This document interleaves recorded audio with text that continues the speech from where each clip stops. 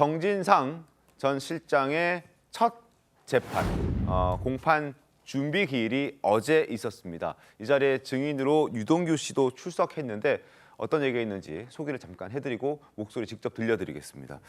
유동규가 이런 얘기합니다. 이재명 이름은 금기였지만 업자들은 다 알고 있었다. 제가 만난 민간업자들한테 이재명 대표 이름을 팔면서 일을 한다는 건 사실상 불가능하긴 했는데 그럼에도 불구하고 민간업자들도 다 알고 있었고 같이 공유됐던 내용이었다. 그걸 증명할 수 있는 것들이 바로 일이 일사천리로 진행될 수 있었던 것이다. 당시 성남시로부터 재검토 지시 같은 것들은 전혀 없었다. 이렇게 얘기를 했습니다. 유동규 씨 목소리 직접 확인하겠습니다. 정영학 녹취록의 전문을 보면 보통 그 700억에 대한 그 금액에 대해서는 모두 본인의 것으로 다 나오는데 어떻게든 그거를 넘겨받기 위해서 노력하셨던 그런 정황만 나오거든요.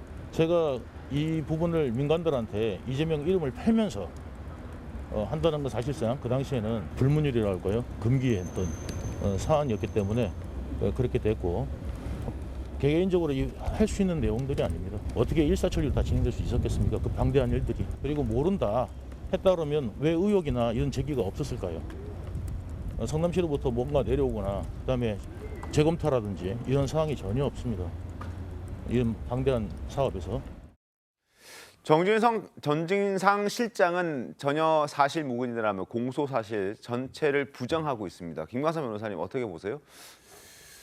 일단 지금 한두 번 나온 얘기 아니죠. 네. 그래서 유동규 씨의 어떤 진술 요지, 말하는 요지는 그거예요. 이게 만약에 정상적으로 이루어졌다고 한다면 이렇게 뭘 이렇게 하겠다고 하면 그게 반려가 되고 그런 해인데 이미 짜여진 각본 속에서 이루어졌기 때문에 결과적으로 어떤 정책 보고를 한다랄지 아니 앞으로 어떻게 할지 보고를 해도 이미 그대로 움직였지 이걸 갖다 반려한다거나 그런 게 없었다는 것은 결과적으로 이재명 대표가 그 당시 시장을 하면서 적극 관여해서 이걸 끌어갔다. 그러니까 쉽게 말하면 설계자였고 네. 민간 특혜랄지 어떤 세세한 부분까지 어떻게 보면 이재명 대표 이제 다 관여했다 이런 주장의 얘기로 보이고 그다음에 이제 이재명 이름이 금기시였다 이 말 자체는 약간 의미가 조금 애매하긴 해요. 네. 근데 그런 얘기했죠. 이재명 당시 이재명 시장에 반하는 그런 걸 할 수 없었고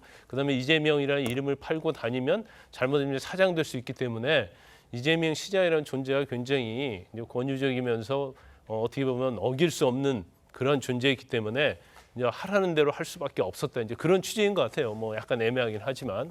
근데 이제 이러한 것들이 사실 이재명 대표에 대해서 기소가 되면 이제 법정에서 굉장히 많은 싸움이 될 거예요. 특히 김만배를 제외한 유동규를 비롯해서 대장동 일당은 이재명 대표에 대해서 반대적인 입장이 있잖아요.